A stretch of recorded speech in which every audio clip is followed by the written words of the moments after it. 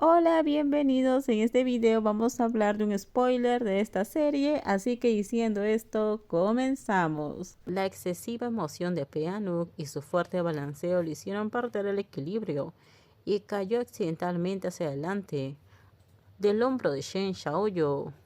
¡Cuidado!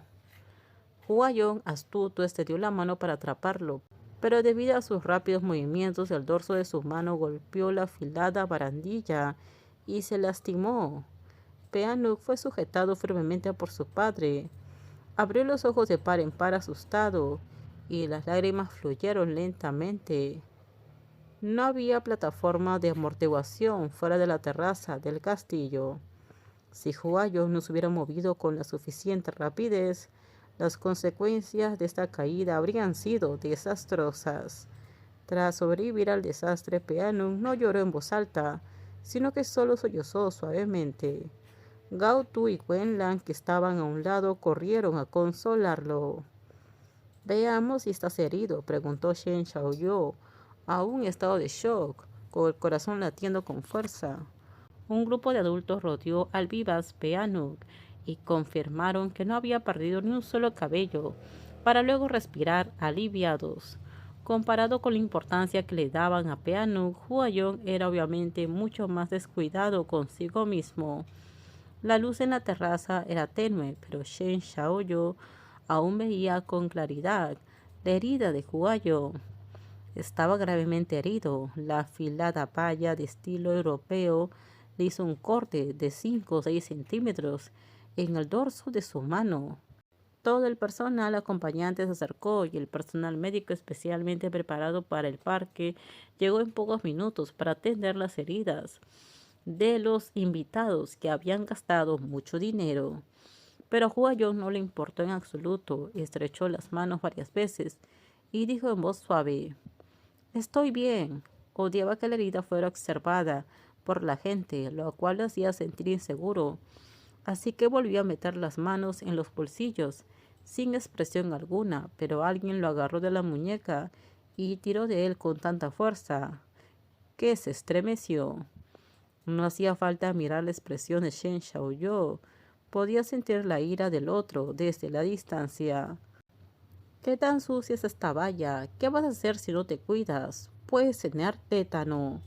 Señor Shen, el pequeño lobo que parecía no querer que se acercaran desconocidos se calmó de repente. Su tono se volvió suave y pegajoso, y al final, un poco arrastrado, se quejó en voz baja. Eres tan feroz. Se cayó de inmediato tras la mirada fulminante de Shen Xiaoyu, como si no se atreviera a decir nada. ¿Quién habría pensado que el tirano del país era un experto en fingir bondad y que parecía un pequeño y dócil, obediente y lastimoso frente a su novio?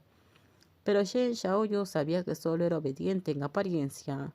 Le repetía algo a Huayong, pero este nunca se lo tomó en serio, ni pensó en corregirlo. Esta vez Shen Xiaoyu decidió darle una lección. Dame tu mano. Huayong, obediente, extendió su mano izquierda. Le sonrió mostrando algunos dientes con ternura y le suplicó clemencia. Señor Shen, no me regañe. Solo protegía a Peanut. Huayong cambió su indiferencia frente a los demás y sonrió para atribuirse el mérito. Dame la otra mano. Al ver la expresión obviamente fría de Shen Xiaoyu, Huayong, sabiendo que no podía escapar, le entregó lentamente su mano derecha herida.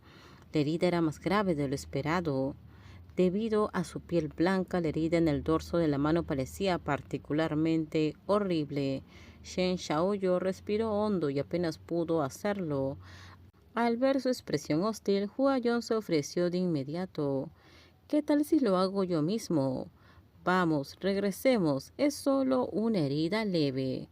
Cuanto más hablaba, más se le quebraba la voz, y finalmente se quedó en silencio. Debido a la fealdad del rostro de Shen Xiaoyu, la mano que lo sostenía aún temblaba y estaba muy enojado. Señor Shen, lo llamó Huayong nervioso. Shen Xiaoyu le tomó la mano, bajó la cabeza en silencio para curarlo y vertió agua oxigenada sobre la herida, de la cual emergió una espuma densa y dolorosa. Huayong parecía no sentir dolor y no prestó atención a sus propias heridas, solo prestó atención a la expresión de ansiedad del alfa e intentó complacerlo.